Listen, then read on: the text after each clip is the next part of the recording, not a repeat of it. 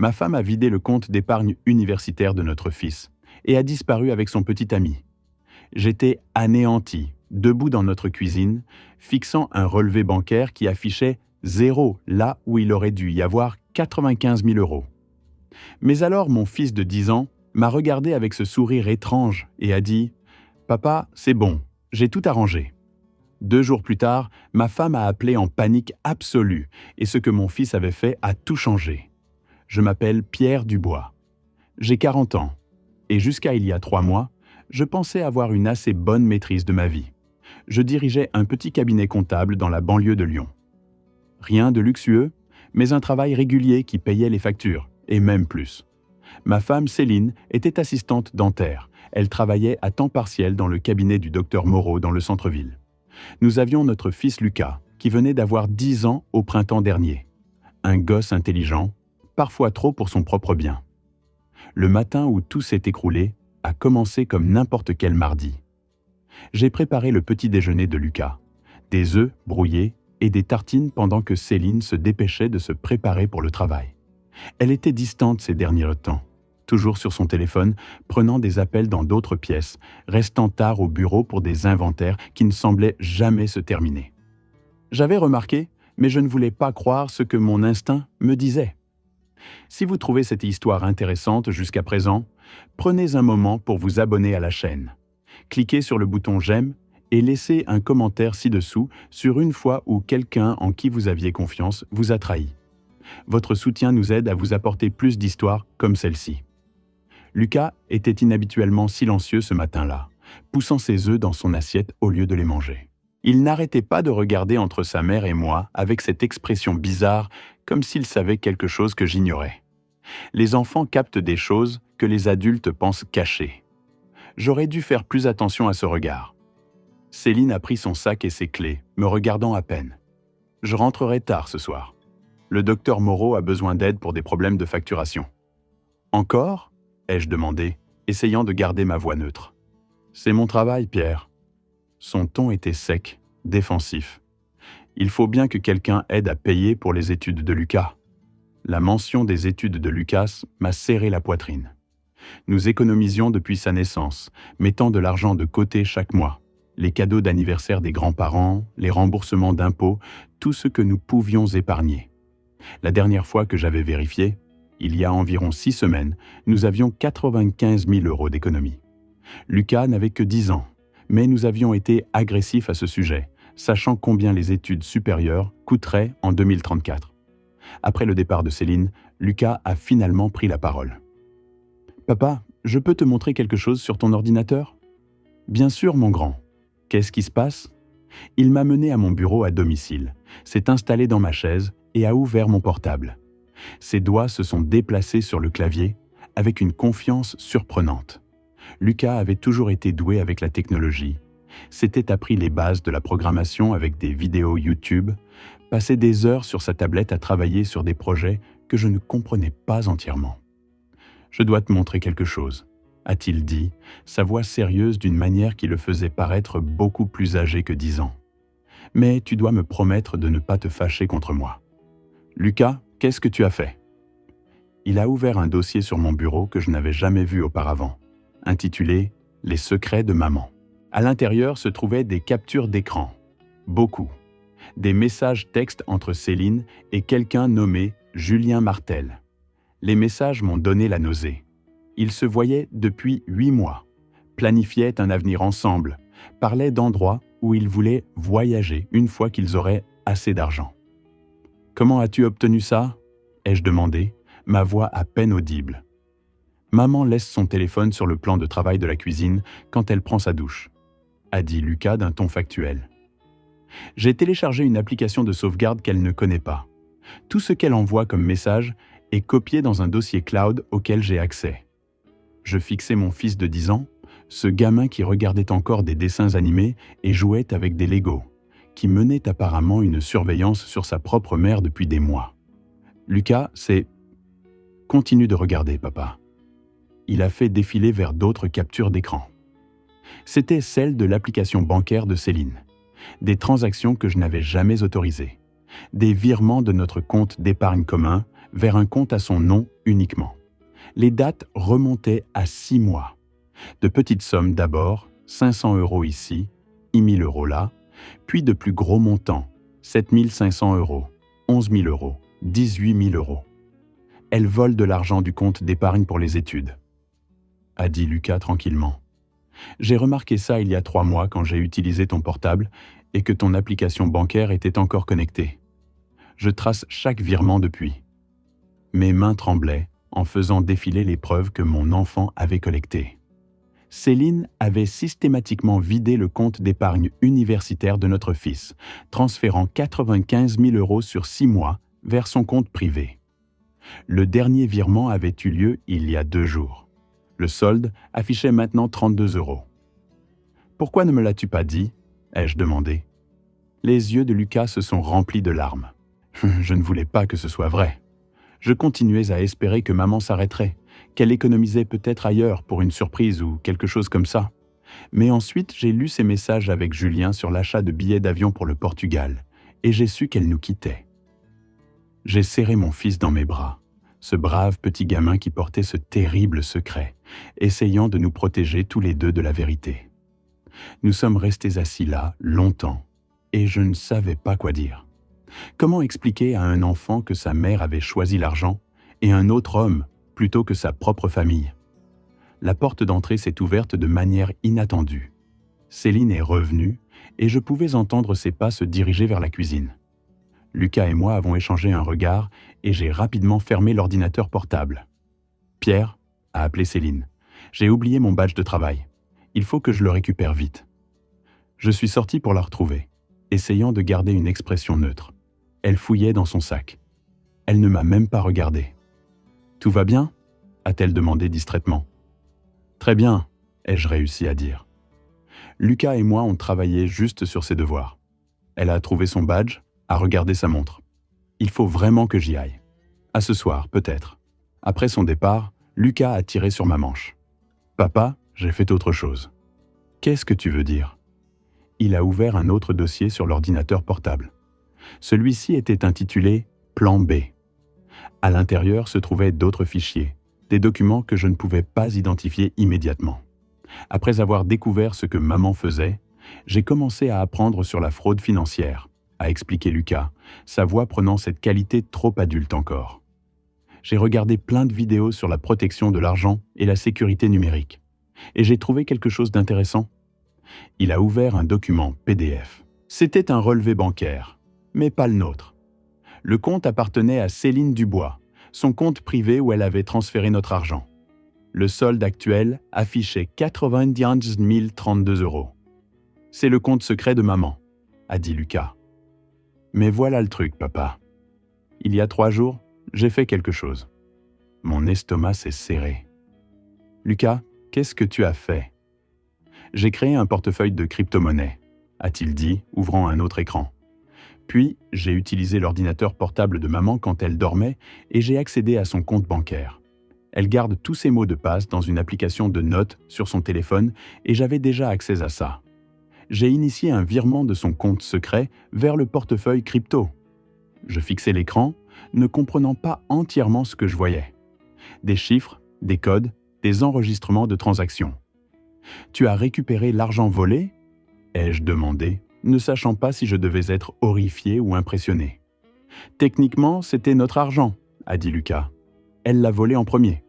Je l'ai juste déplacé quelque part où elle ne peut pas l'atteindre. Le portefeuille crypto est à ton nom, papa. Enfin, en quelque sorte. J'ai utilisé tes informations, mais avec une adresse email différente que j'ai créée. Maman ne pourra pas le tracer ou annuler la transaction. Lucas, c'est... Le virement s'est terminé ce matin, a-t-il continué, parlant plus vite maintenant. Elle n'a probablement pas encore vérifié son compte, mais quand elle le fera, elle va voir que les 95 000 € ont disparu. Tout. Et il n'y a aucun moyen de les récupérer parce que les transactions de crypto-monnaie sont permanentes. Je me suis assis lourdement dans ma chaise de bureau. Mon fils de 10 ans venait de décrire avoir commis ce qui ressemblait à plusieurs crimes. Tout ça pour protéger notre famille de la trahison de sa mère. « Montre-moi tout », ai-je finalement dit. « Chaque capture d'écran, chaque transaction, chaque preuve que tu as collectée. » Pendant les 3 heures suivantes, Lucas m'a guidé à travers son enquête. Il avait été méthodique, documentant tout avec des horodatages et des détails. Les messages textes montraient Céline et Julien planifiant leur fuite, parlant de recommencer à zéro au Portugal, où le coût de la vie était moins cher. Ils avaient discuté de vendre sa voiture, de fermer ses cartes de crédit, de disparaître complètement une fois qu'ils auraient assez d'argent. Les dossiers financiers montraient le vol systématique.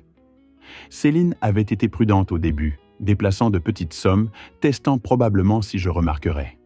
Quand je n'ai rien capté, elle est devenue plus audacieuse. Le dernier virement de 30 000 € avait eu lieu il y a juste 48 heures. « Il y a plus !» a dit Lucas, ouvrant un autre dossier. J'ai aussi découvert des choses sur Julien. Julien Martel avait 35 ans, travaillait comme coach personnel dans la salle de sport où Céline était censée prendre des cours de fitness le soir depuis l'année dernière. Il avait un casier judiciaire, des accusations de fraude d'il y a 5 ans qui avaient résulté en une mise à l'épreuve. Il avait été marié 2 fois auparavant.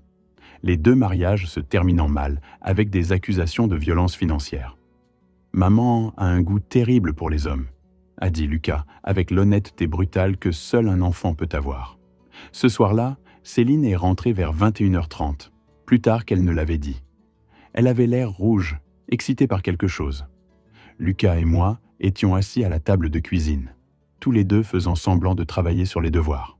« Salut, vous deux !» a-t-elle dit, sa voix artificiellement joyeuse. « Désolée d'être si en retard. Le docteur Moreau avait besoin d'aide supplémentaire avec les rapports trimestriels. »« Pas de problème, » ai-je dit, gardant ma voix égale. « Comment s'est passée ta journée ?»« Chargée, épuisante. Elle s'est versé un verre de vin, en a bu la moitié d'un trait. Je vais monter prendre un bain. Longue journée. » Après qu'elle soit montée, Lucas a chuchoté. « On devrait lui dire ?»« Pas encore, » ai-je dit. « Voyons ce qui se passe quand elle vérifie son compte. » Nous n'avons pas eu à attendre longtemps. Vers 23h, j'étais au lit faisant semblant de lire quand j'ai entendu la voix de Céline depuis la salle de bain. « Quoi ? Qu'est-ce que… » Elle a fait irruption dans la chambre, son téléphone serré dans sa main, son visage pâle. « Pierre, il y a quelque chose qui ne va pas avec mon compte bancaire. »« Quel genre de problème ?» ai-je demandé, posant mon livre. « L'argent. » Elle s'est arrêtée, réalisant ce qu'elle était sur le point d'admettre. Il y a eu une sorte d'erreur. Une erreur majeure. « Quel argent, Céline ?» Elle m'a fixé, piégé par ses propres mots. « Mon compte personnel.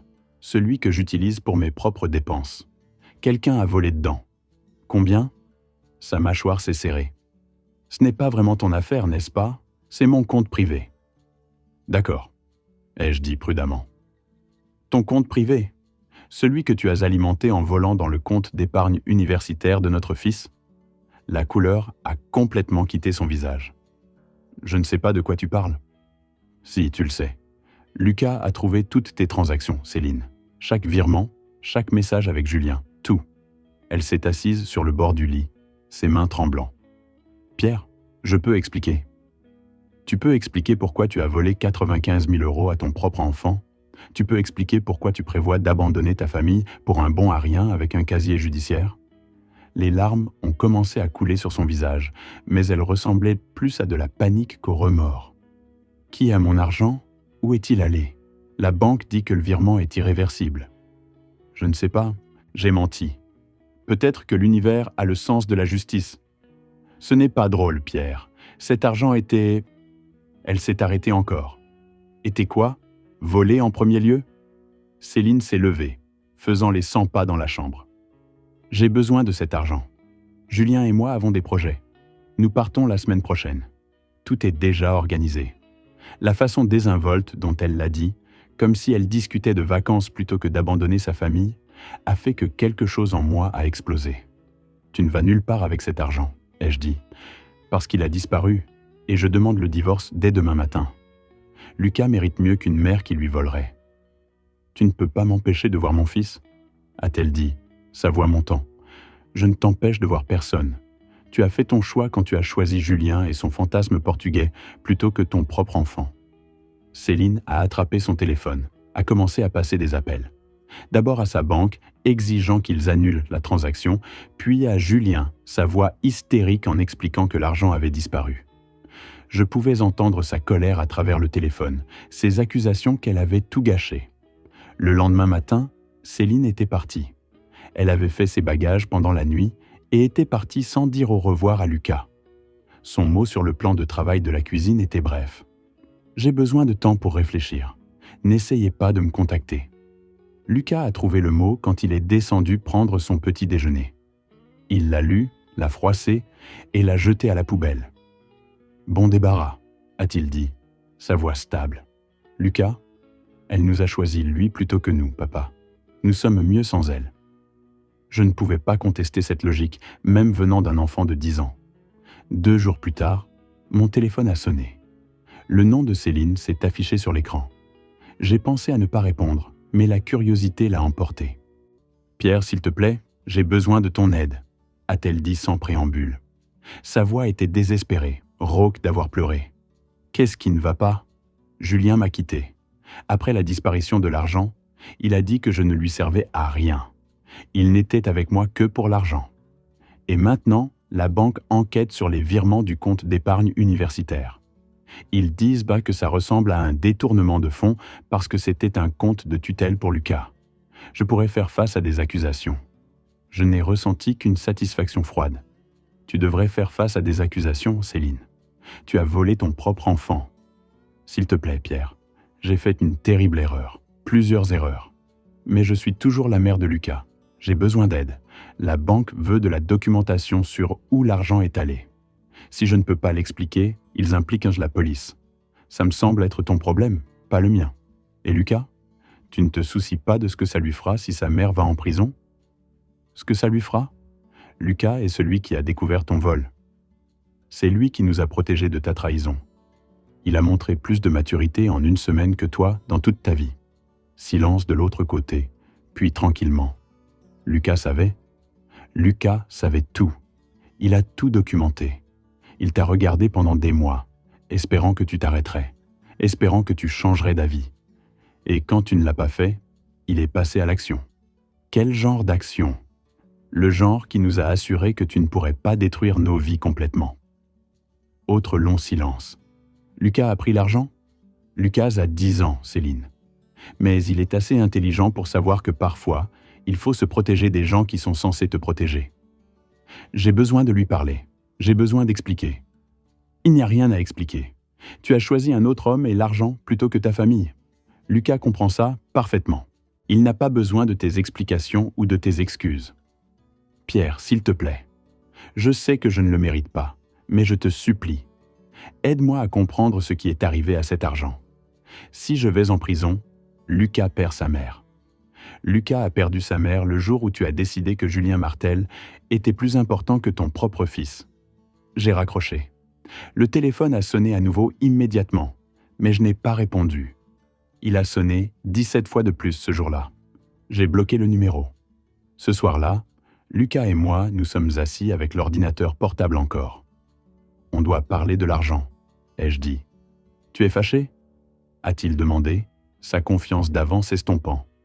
Je devrais l'être. Ce que tu as fait était techniquement illégal, même si l'argent était le nôtre au départ. Mais je ne suis pas fâché, Lucas. Je suis impressionné et un peu effrayé de voir comme tu es intelligent. Il a souri, soulagé. Alors, qu'est-ce qu'on fait avec ? On va faire ce qui est juste, ai-je dit.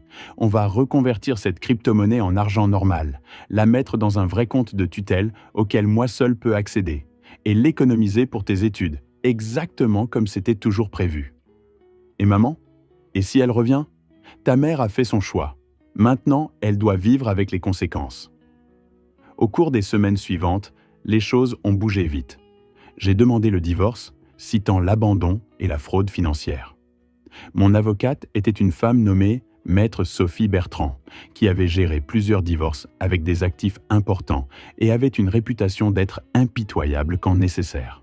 « C'est un des cas les plus clairs que j'ai vus », a dit Sophie après avoir examiné les preuves de Lucas.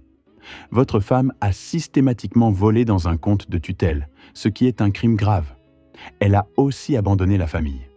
Vous obtiendrez la garde complète. Aucune question. La seule question est de savoir si vous voulez porter plainte au criminel. J'y ai réfléchi. Une partie de moi voulait que Céline fasse face à de vraies conséquences pour ce qu'elle avait fait.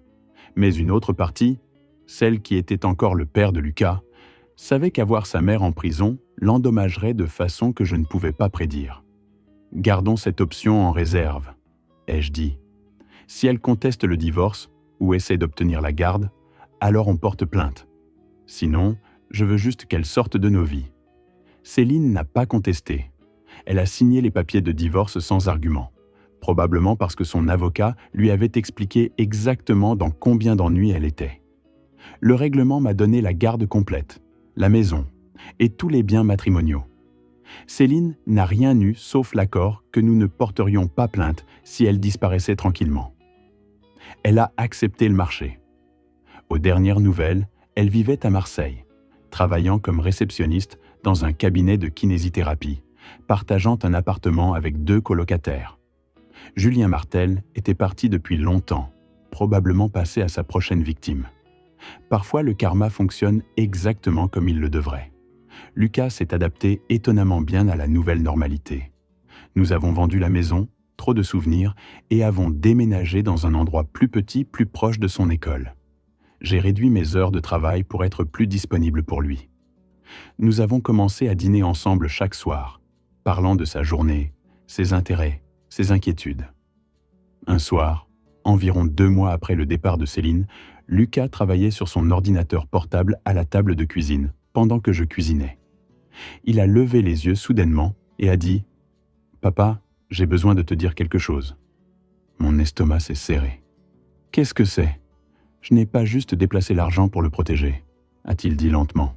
Je l'ai aussi déplacé parce que j'étais en colère contre maman. Vraiment en colère. Je voulais qu'elle souffre comme elle nous avait fait souffrir. J'ai éteint la cuisinière et me suis assis en face de lui. « Lucas, c'est une façon complètement normale de se sentir. » « Mais ce n'était pas bien, » a-t-il continué. « Ce que maman a fait était mal, mais ce que j'ai fait était un peu mal aussi. J'ai pris quelque chose qui n'était pas à moi de prendre, même si elle l'avait volé en premier. 2 torts ne font pas un bien. C'est ce que tu dis toujours. Tu as raison, ai-je accepté. Mais tu protégeais aussi ta famille. Parfois, nous devons faire des choix difficiles et ils ne vont pas tous être parfaits. Ce qui compte, c'est ce qu'on en apprend.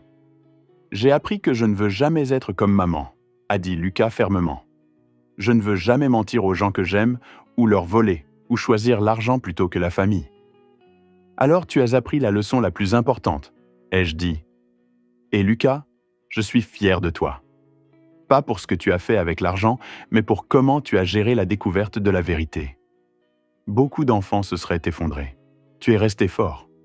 Ses yeux sont devenus larmoyants. J'avais peur. Papa, vraiment peur. Je pensais que si maman partait, tu pourrais partir aussi. Que peut-être je finirais à l'ASE ou quelque chose comme ça. Je l'ai serré dans mes bras. Je ne te quitterai jamais, mon grand. Jamais. On est une équipe, toi et moi. On se protège mutuellement. Pour toujours ? A-t-il demandé, sa voix étouffée contre mon épaule. Pour toujours, ai-je promis. 3 mois plus tard, j'ai reçu un appel inattendu de Maître Bertrand. « Pierre, vous devez entendre ça. Céline a déposé une requête pour modifier l'arrangement de garde. Elle veut un droit de visite. » Quoi ? Elle a renoncé à ses droits. Elle a signé un accord temporaire.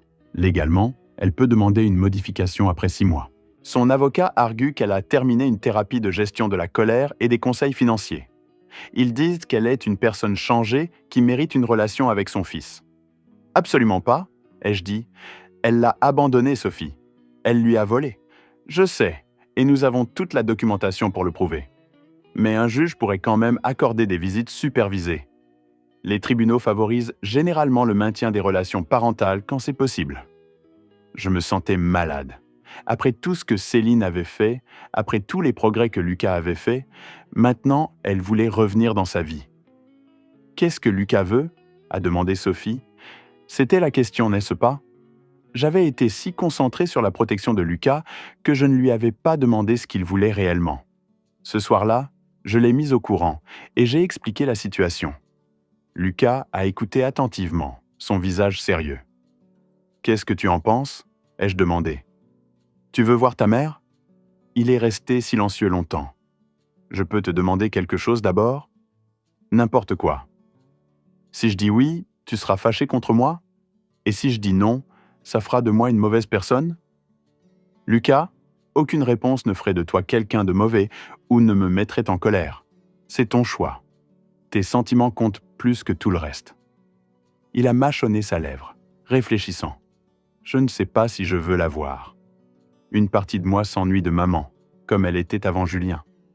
Mais une autre partie de moi se souvient de comment elle m'a regardé le matin où elle est partie, comme si j'étais juste quelque chose sur son chemin. Je ne sais pas si je peux oublier ça. Tu n'as pas à décider maintenant, ai-je dit. On peut dire au juge que tu as besoin de plus de temps pour y réfléchir. Non, a dit Lucas soudainement. Je veux décider maintenant. Je veux la voir une fois juste pour entendre ce qu'elle a à dire. Mais papa, j'ai besoin que tu sois là. Je ne veux pas être seul avec elle. Bien sûr, tout ce dont tu as besoin. La visite supervisée a été organisée pour 2 semaines plus tard dans un lieu neutre, un centre de conseil familial avec un thérapeute présent. Céline est arrivée tôt, ayant l'air nerveuse. Elle avait perdu du poids, avait l'air fatiguée, plus âgée d'une certaine façon. Lucas et moi sommes entrés ensemble, sa main serrant la mienne fortement. Quand Céline l'a vue, les larmes ont immédiatement rempli ses yeux. « Lucas, chéri, tu as l'air si grand », a-t-elle dit, faisant un pas vers lui. Il n'a pas bougé plus près. « Salut, maman ». La thérapeute, une femme nommée Docteur Marie Durand, nous a dirigés tous vers des sièges. La pièce était conçue pour être confortable, fauteuil moelleux, éclairage chaleureux, mais la tension était suffocante. « Lucas », a dit doucement Docteur Durand, « ta mère a demandé cette rencontre parce qu'elle veut te parler, mais c'est ton temps. Tu peux dire autant ou aussi peu que tu veux. Tu peux poser des questions ou juste écouter.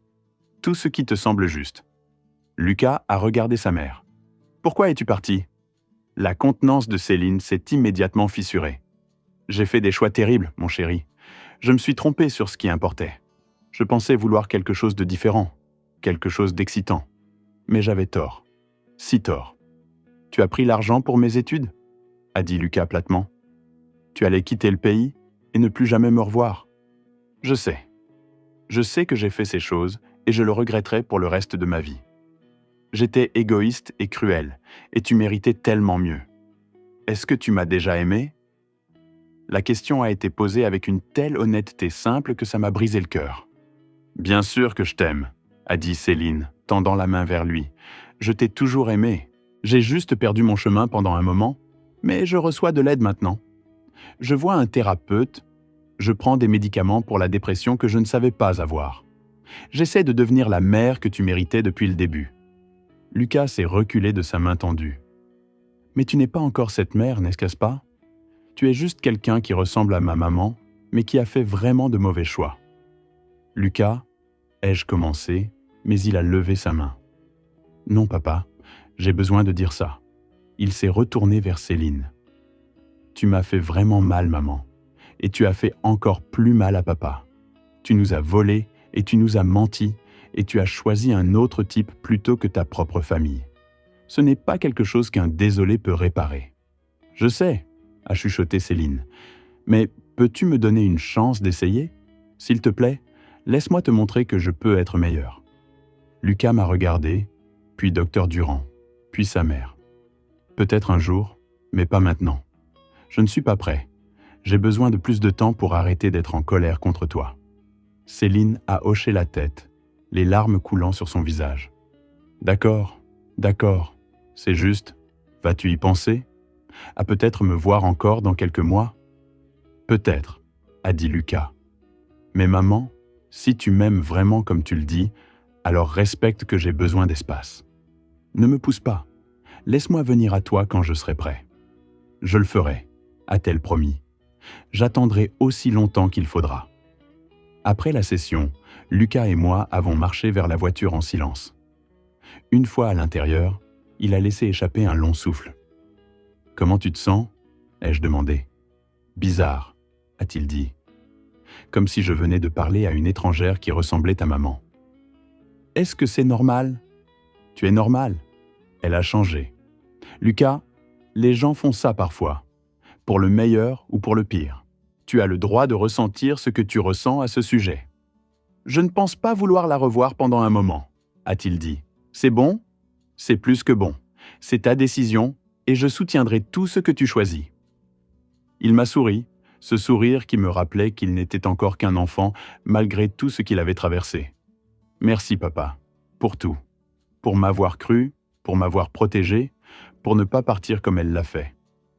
Toujours mon grand, toujours. 6 mois ont passé. Lucas s'est épanoui à l'école, s'est fait de nouveaux amis, a rejoint le club d'informatique. Le compte d'épargne universitaire était de retour à 95 000 €, correctement sécurisé dans un compte que Céline ne pouvait pas toucher.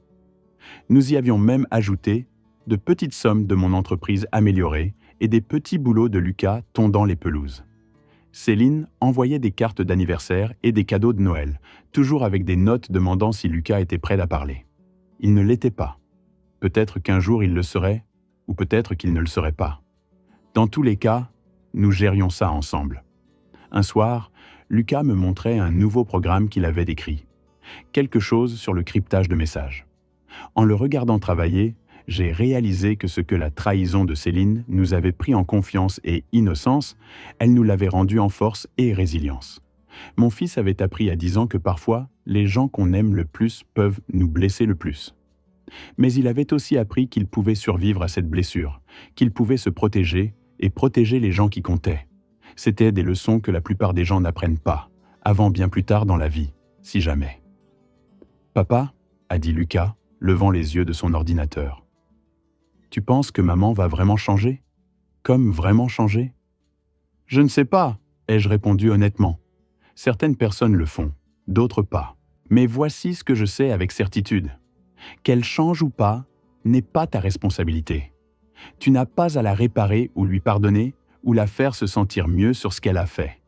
Tu dois juste continuer à être toi, continuer à grandir, continuer à devenir la personne que tu veux être. Je veux être comme toi, a-t-il dit simplement.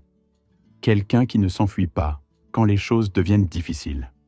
Je l'ai serré contre moi, reconnaissant pour ce gamin remarquable qui avait réussi à rester bon malgré avoir toutes les raisons de ne pas l'être. Tu es déjà cette personne, Lucas. Tu l'as toujours été. Quant à Céline, j'ai entendu par des connaissances communes qu'elle était retournée à Lyon, travaillait comme assistante dentaire dans un autre cabinet. Elle avait apparemment rompu avec Julien Martel après qu'il l'ait escroqué du peu d'argent qui lui restait. Parfois, le karma n'a besoin d'aucune aide de notre part. Il sait comment faire son travail très bien. Le compte d'épargne universitaire est là, grandissant lentement mais sûrement. Dans 8 ans, Lucas en aura besoin. Il parle déjà d'étudier l'informatique, veut travailler en cybersécurité. Je ne suis pas surpris. Il a toujours été doué pour protéger les gens des menaces qu'il ne voit pas venir. Parfois tard le soir, quand je révise mes comptes et m'assure que tout est sécurisé, je repense à ce matin où Lucas m'a montré toutes ses preuves. Ce gamin de 10 ans qui avait pris la responsabilité de sauver sa famille quand les adultes autour de lui avaient échoué. Il avait collecté des preuves avec la patience d'un détective. Il avait déplacé de l'argent avec la précision d'un hacker professionnel. Il avait protégé son père d'une ruine financière dévastatrice et avait ensuite eu la sagesse de savoir quand parler et quand rester silencieux. Plus important, il avait appris que parfois, faire la bonne chose signifie faire quelque chose de techniquement mal. Que protéger sa famille ne consiste pas toujours à suivre chaque règle. C'est avoir le courage d'agir quand l'action est nécessaire. Je ne dis pas que ce que Lucas a fait était parfait ou légal, ou même quelque chose que je recommanderais à d'autres parents face à des situations similaires, mais dans nos circonstances spécifiques, ces actions nous ont sauvés. Elles nous ont redonné le contrôle de nos vies quand la trahison de Céline menaçait de tout détruire. Et au final, n'est-ce pas ce que la famille est censée faire? Se protéger mutuellement, même quand cette protection vient d'endroits inattendus. Si cette histoire vous a touché, si elle vous a fait réfléchir sur la nature de la trahison, la famille et la force surprenante que les enfants peuvent montrer en crise, partagez-la avec quelqu'un qui pourrait avoir besoin de l'entendre. Abonnez-vous à la chaîne pour plus d'histoires vraies sur des gens ordinaires faisant face à des défis extraordinaires. Et laissez un commentaire ci-dessous. Je lis chacun d'entre eux, et vos réflexions aident souvent d'autres téléspectateurs qui traversent des situations similaires. Rappelez-vous, peu importe à quel point les choses semblent sombres, il y a toujours un moyen d'aller de l'avant. Parfois, ce moyen vient des sources les plus inattendues, comme un garçon de 10 ans qui aimait assez son père pour devenir son protecteur. Merci d'avoir écouté mon histoire.